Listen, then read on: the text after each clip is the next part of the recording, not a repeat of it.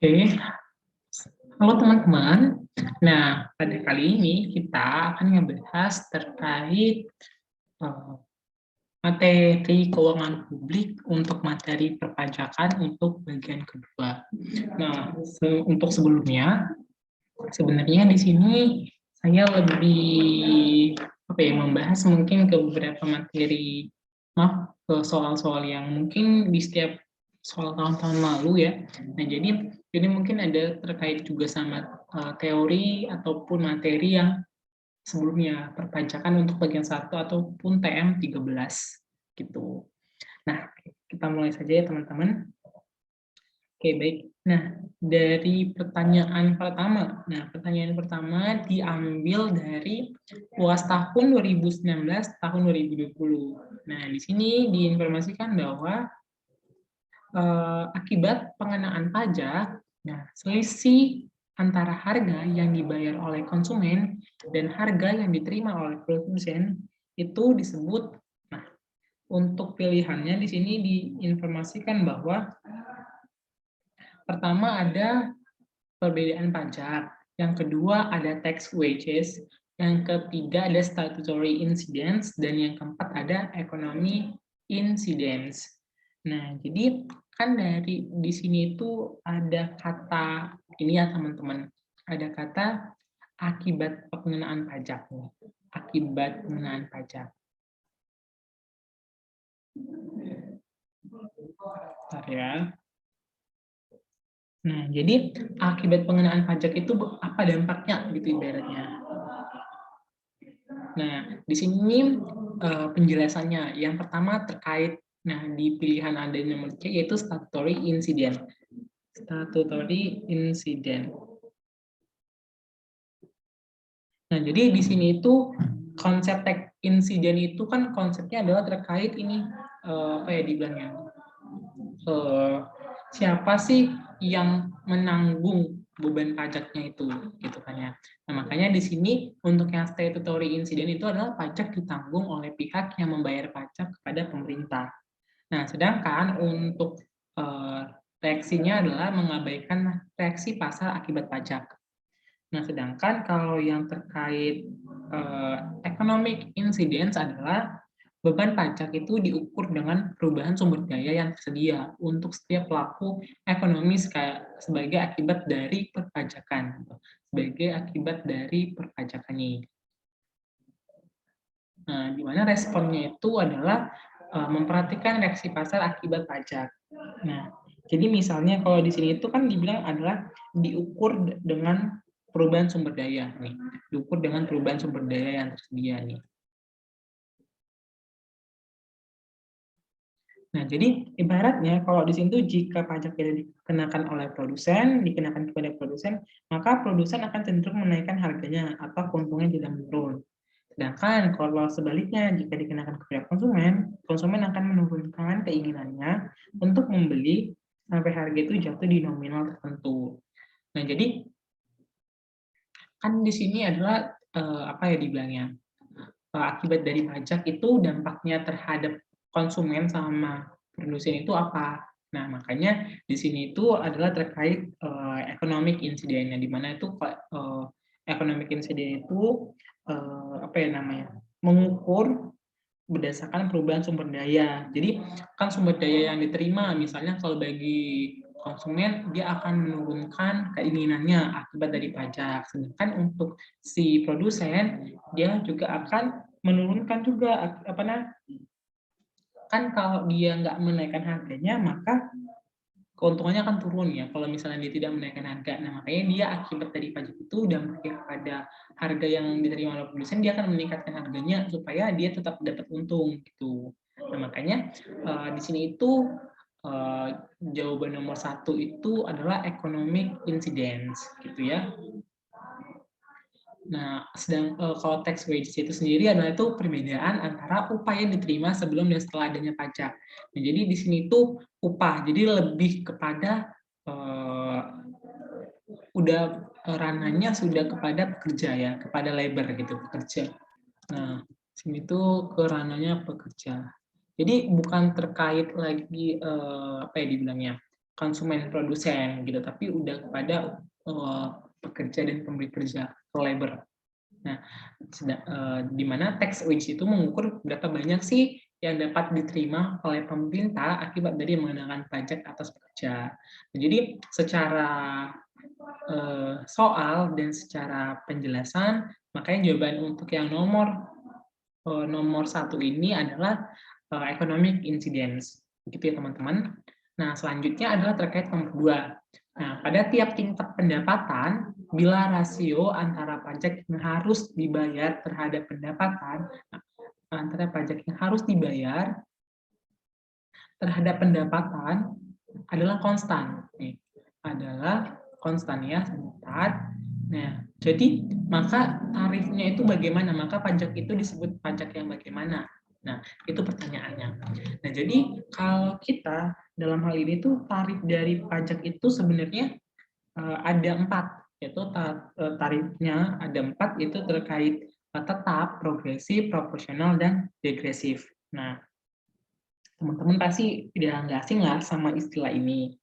Nah, di sini itu juga ada di mana pengukuran tarif pajak itu yang tetap itu tarif berdasarkan nominal yang tetap berapapun objek pajaknya. Nah, di sini nominalnya bukan persentasenya. Jadi ibaratnya nilainya langsung ditetapin, misalnya dengan objek pajak sekian, maka tarif pajaknya itu yang jika tetap adalah misalnya 12 juta, misalnya seperti itu. Jadi dia nominal ataupun udah dalam bentuk rupiah ibaratnya kalau di Indonesia. Nah, sedangkan kalau baik progresif, proporsional, dan degresif, dia masih bentuknya persentase gitu ya. Nah, kalau yang progresif itu adalah persentasenya makin tinggi jika dikenai pajaknya makin besar. Jadi gitu, persentasenya makin tinggi ya. Nah, persentasenya tinggi jika jumlah yang dikenai pajak makin besar. Jadi ibaratnya kalau objeknya makin besar gitu ya, objeknya makin besar, maka tarifnya juga akan makin besar gitu kalau yang progresif. Ya ibaratnya kita berdasarkan pajak penghasilan gitu ya. Semakin besar penghasilan kita, maka tarif yang dikenakan kepada kita juga akan semakin besar gitu kan ya. Nah, selanjutnya adalah proporsional. Nah, di mana kalau yang proporsional ini adalah tarif presentasi tetap berapapun jumlah yang dikenai pajaknya. Nah, di sini sudah di-mention nih, di mana presentasinya itu adalah tetap. Nah, karena tetap, nah untuk berapapun jumlahnya. Jadi, baik kamu objek pajaknya, kita kan kalau kita berbicara di perpajakan Indonesia itu kan ada kayak misalnya objek pajak untuk ini berapa persen ya? Kalau misalnya penghasilan PPh, maka objeknya adalah penghasilan ataupun gaji gitu. Ataupun kalau kita beli barang itu kan, nah nilai dari barangnya itulah adalah objek pajak kita kan gitu. Jadi dari sini tuh berapapun objek pajaknya, maka tarifnya itu akan tetap. Nah, contohnya kayak kita dibilangnya ya PPN. Nah, PPN itu kan di mana-mana pun tarifnya akan tetap gitu ya. Maksudnya persentasenya tetap, yaitu dulu 10, sekarang 11%, misalnya seperti itu ya. Nah, jadi itu tarifnya akan tetap berapapun objek pajaknya. Mau objek kamu cuma sebesar 1 juta, maka PPN-nya nanti dikalikan dengan 10% atau tarifnya yang ada. Ataupun kalau kamu objeknya 20 juta, maka tetap presentasinya juga 10%. Itulah contoh yang proporsional. Sedangkan kalau degresif itu dia makin rendah jika semakin besar objek pajaknya. Jadi ini kebalikannya ya, jadi teman-teman. Ini makin rendah, nah, pajaknya makin besar. Nah, jadi secara ini tuh teman-teman udah bisa menyimpulkan bahwa pajak yang harus dibayar ada pendapatan yang konstan itu adalah ini tarif yang proporsional gitu ya. Nah, karena di sini adalah dibilang ada rasio ya, ada rasio. Nah, jadi kalau rasio ya berarti kan rasio itu kan persentase ya, dapat gitu kan ya, udah pasti ada yang proporsional. Sedangkan kalau yang pajak rata-rata itu ya kita dibilang kayak kita dibilang menghitung pajak penghasilannya secara normal. Nah, setelah kita hitung berapa total pajak yang harus kita bayar, nah itu kita bagi sama total penghasilan. Jadi untuk menghitung berapa sih rate-nya gitu ya. Misalnya total pajak kita ada 2 juta misalnya, sedangkan total penghasilan kita ada 5 juta, maka pajak rata-rata kita adalah 2 juta dibagi 5 juta. Atau bisa kita bilang berapa ya? 0,4 atau 40%, 0,4 atau 4 ya 20 juta, 2 juta dibagi 5. 2 dibagi 5 adalah 40% gitu. Nah, itu contoh kalau pajak rata-rata, kalau pajak langsam ya berarti pajak yang kayak digabung gitu ya. Nah, makanya tapi untuk yang nomor 2 kita prefer jawabannya adalah yang D gitu ya teman-teman, yaitu pajak proporsional. Nah, selanjutnya adalah nomor 3. Nomor 3 adalah kita akan ngebahas terkait prinsip dasar yang sangat penting dalam penentuan besarnya tarif pajak adalah keadilan. Nah, penentuan besarnya tarif pajak itu berdasarkan ini keadilan atau fairness, atau mungkin bisa dibilang equity juga bisa ya, gitu. Nah, metode pengenaan pajak yang menekan bahwa warga negara dengan penghasilan lebih besar harus membayar pajak yang lebih tinggi. Nah, jadi semakin besar penghasilan kita, maka pajak yang kita bayar harus lebih tinggi. Nah, itu dikenal dengan yang metode yang mana? Itu yang dimaksud dalam soal ini. Makanya, jadi di sini ada pilihannya, yaitu average tax rate and marginal tax rate, ada progressive proportional equitable tax method, ada horizontal equity, dan ada vertical equity. Nah, jadi kalau kita fokusnya di sini mungkin kalau yang progressive proportionality equitable tax method ini teman-teman pakai yang sini, artinya tarif presentasinya makin tinggi jika jumlah yang dikenai pajaknya makin besar. Itu lebih kepada rate-nya, ya, rate-nya. Sedangkan kalau yang dari soal ini itu lebih apa ya, metodenya gitu ya. Ini tuh digolongkan kemana gitu ya. Nah, sehingga yang kita fokuskan itu adalah terkait yang apakah vertikal, apa horizontal. Nah, kalau yang vertikal itu diinformasikan bahwa orang yang pendapatannya atau sumber dayanya itu lebih tinggi. Nah, di mana dalam hal ini itu apa ya, pendapatannya di sini itu atau sumber dayanya lebih tinggi nih. Ya, maaf aku bikin sini lebih tinggi. Nah, maka pajak yang akan dikenakan juga lebih tinggi, gitu ya. Pajak yang dikenakan juga akan semakin tinggi, gitu. Maka karena dianggap menerima manfaat yang lebih banyak atas pajak tersebut. Sedangkan kalau yang horizontal adalah orang-orang itu masuk sebagai kelompok yang sama akan diperlakukan sama oleh sistem pajak. Jadi tidak memperhatikan bagaimana penghasilannya ibaratnya. Jadi kalau misalnya di horizontal itu pendapatan kamu sekian, maka kamu pajaknya besar gitu. Ibaratnya kalau kita bikin secara apa ya dibilangnya, semakin besar income atau pendapatannya gitu ya, semakin besar income atau penghasilan, maka tax-nya semakin besar, maka tax meningkat gitu ya. Nah, sedangkan kalau horizontal namanya vertikal kan atas ya, kalau nggak sih? Vertikal ke atas enggak ya, vertikal ke atas. Nah, jadi sedangkan kalau yang horizontal adalah yang datar gitu ya, kalau tidak salah. Vertikal. Nah, kalau yang vertikal nah kan vertikal ke atas. Jadi kita pasti lebih lihat ya, semakin besar penghasilan semakin tinggi. Sedangkan kalau yang horizontal itu kan datar. Jadi dia tidak ada apa ya bilangnya, tidak ada perbedaan yang signifikan. Jadi mau siapapun akan sama di sistem perpajakan. Jadi misalnya kalau ibaratnya kan setiap orang itu misalnya pendapatannya baik besar ataupun kecil, kaya ataupun miskin, kalau dia membeli sesuatu barang gitu ya, membeli sesuatu barang misalnya motor, mobil, itu kan ada pajaknya gitu kan ya. Nah, maka orang itu akan dikenakan pajak yang sama gitu kan ya. Karena dianggap dia tuh ada potensi untuk membayar pajaknya gitu. Dia bisa membeli mobil, bisa membeli motor, rumah, ya berarti dia akan dikenakan pajak. Nah, jadi tidak ada sistem yang lebih besar yang mana, lebih kecil yang mana. Jadi Kalau kamu mampu, jadi berarti kesamaan yang apa ya, kesamaan gitu. Jadi kamu bisa membeli rumah, maka kamu akan dikenai pajak, tidak memperhatikan kamu miskin atau enggak gitu. Kalau kamu mampu, kamu dikenain, gitu aja sebenarnya konsep yang horizontal ini. Makanya di sini karena di sini ada katanya penghasilan lebih besar seharusnya membayar lebih pajak lebih tinggi, maka kita fokusnya kepada yang vertikal, gitu teman-teman. Ingat aja karena vertikal itu kan naik ya ke atas gitu ya, makanya sehingga ya berarti fokusnya ke atas nih, berarti ada yang semakin penghasilannya tinggi semakin besar pajaknya. Sedangkan kalau yang rendah gitu kan ya, yang datar ya udah berarti dia sama perlakuannya gitu. Nah, semakin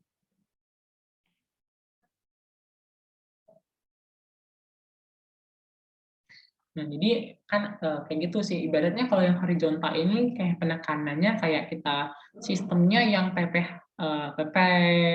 gitu ya, sama gitu. Sedangkan kalau yang vertikal tadi itu sistemnya yang apa ya bilangnya? Yang apa? PPH, vertikal PPH, horizontal PPN. Jadi kan vertikal rate-nya gede berjenjang ya kita. Jadi sedangkan horizontal atau PPN kita lebih relatif lebih lebih apa ya sama gitu rate-nya. Makanya kita pilih untuk jawabannya yang nomor 3 ini adalah yang vertical equity, teman-teman. Oke, lanjut. Nah, dalam nomor 4 ini adalah teori yang menganalisis pelaku ekonomi mana yang sesungguhnya menanggung beban pajak. Nah, teori yang menganalisis pelaku ekonomi dibilang di sini. Baru selanjutnya adalah sesungguhnya yang menanggung beban pajak. Jadi pertanyaan ini tuh sebenarnya siapa sih yang akan menanggung beban pajak itu? Nah, kalau kita buka PPT gitu ya teman-teman, di sini tuh dijelaskan bahwa ini adalah tax incident namanya. Nah, di tax incident ini itu adalah, nah, bentar ya.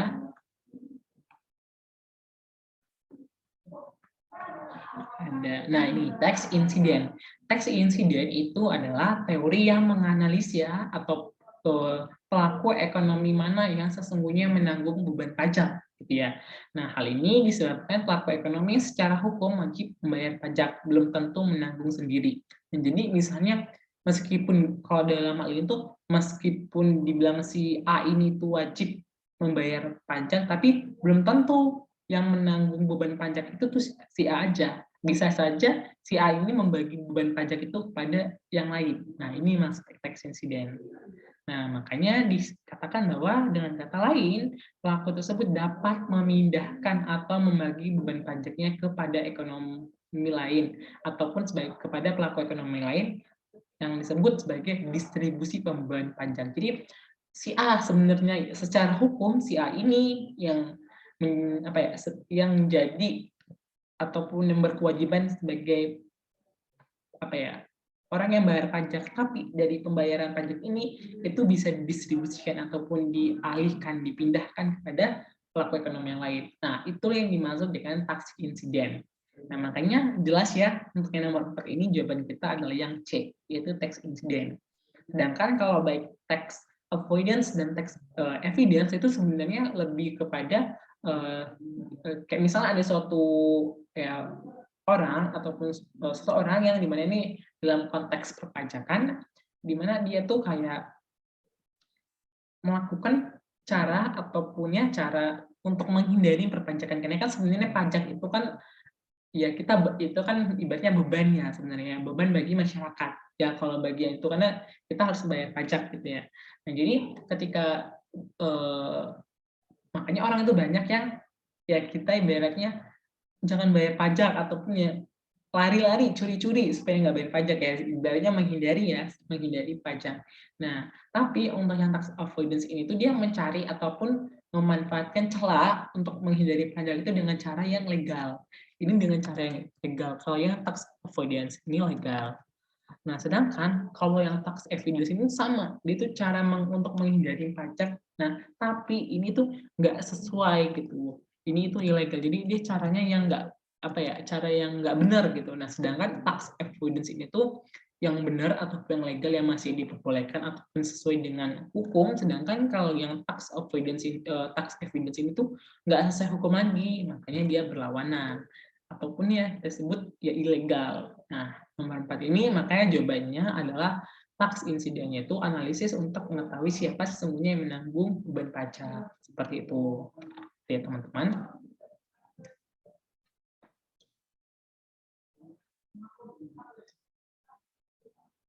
Selanjutnya, kita akan ngebahas terkait nomor 5. Nah, di nomor 5 ini dikatakan bahwa kebijakan perpajakan dapat digunakan untuk pemerintah untuk mendorong perubahan perilaku seseorang yang dapat dilihat melalui dampak yang ditimbulkan. Perubahan perilaku masyarakat sebagaimana diharapkan oleh pemerintah seiring dengan diberlakukannya insentif perpajakan disebut dengan. Nah, jadi dari konteks soal ini tuh kita adalah kebijakan perpajakan tuh mendorong perubahan perilaku yang pertama. Mendorong perubahan perilaku seseorang yang dapat dilihat melalui dampak yang ditimbulkan. Nah, perubahan perilaku masyarakat, nah, jadi konteks yang nomor 5 itu adalah perubahan perilaku. Gitu kan ya teman-teman. Nah, secara konteksnya ini terkait dengan high assignment comprehensive income. Nah, karena kita dari mana tahunya? Kita lihat dulu nih pilihannya ini. Ada marginal impact, ada inframarginal impact, ada intra subsidi crowd out dan tax subsidi crowd in. Nah, jadi kalau dalam hal ini tuh kita lihat di sini. Ya, ada tidak ya? Oke, sebentar. Oh, tidak ada ternyata. Ini berarti materi. Bentar ya. Tidak ada. Ini kita sebentar ya teman-teman. Tax 5. Biaya tax efisiensi. Bisa ada atau enggak? Oke, sebentar. Nah, di sini ada juga tidak ya.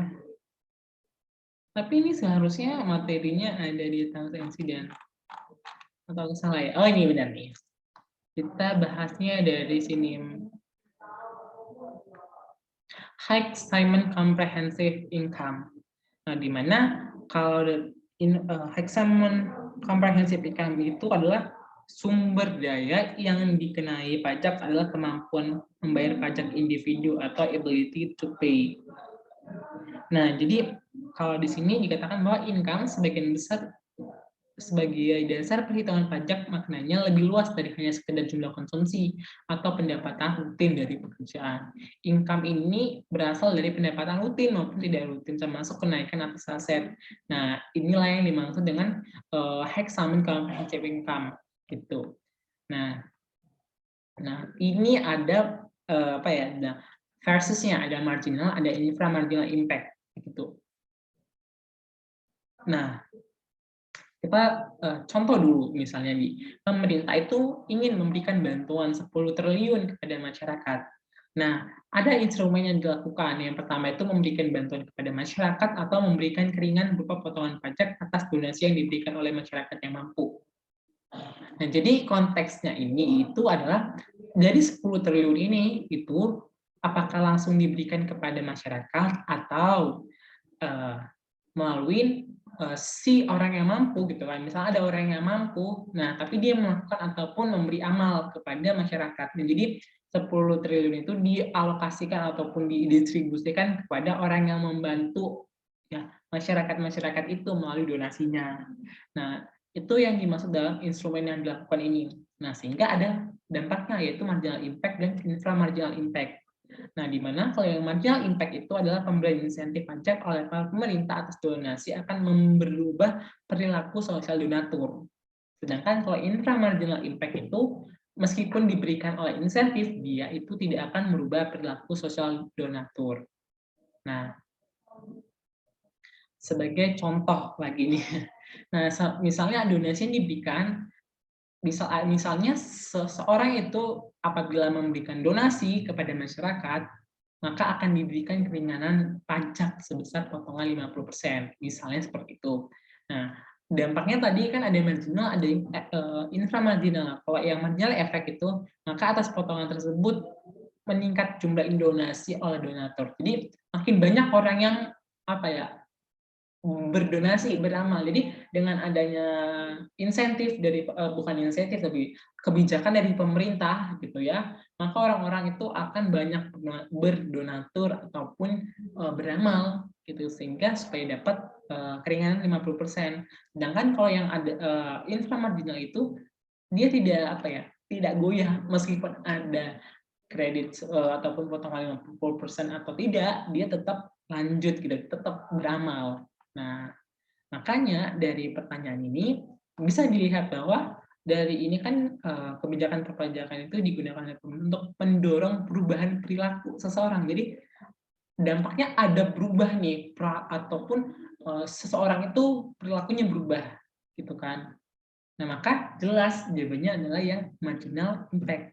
Nah, karena kalau yang inframarginal itu meskipun ada insentif ataupun kebijakan itu, dia tuh nggak akan merubah perilakunya, gitu. Karena emang mungkin udah bawaan dari lahirnya gitu ya.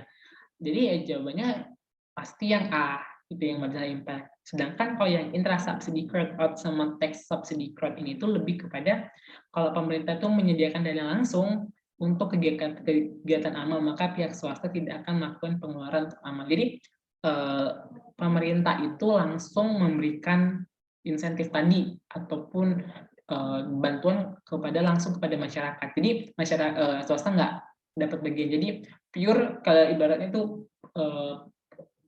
dari pemerintah langsung ke masyarakat. Sedangkan kalau yang tax subsidy crowd in, jadi kayak apa ya dibilang, bantuannya itu nggak dari pemerintah, tapi melalui swasta, ya ibaratnya gitu ya, ataupun melalui donatur lah ya, berupa subsidi pajak. Jadi ya orang-orang semakin semangat untuk beramal gitu, istilahnya melalui adanya kebijakan dari teks tadi yang semakin kecil.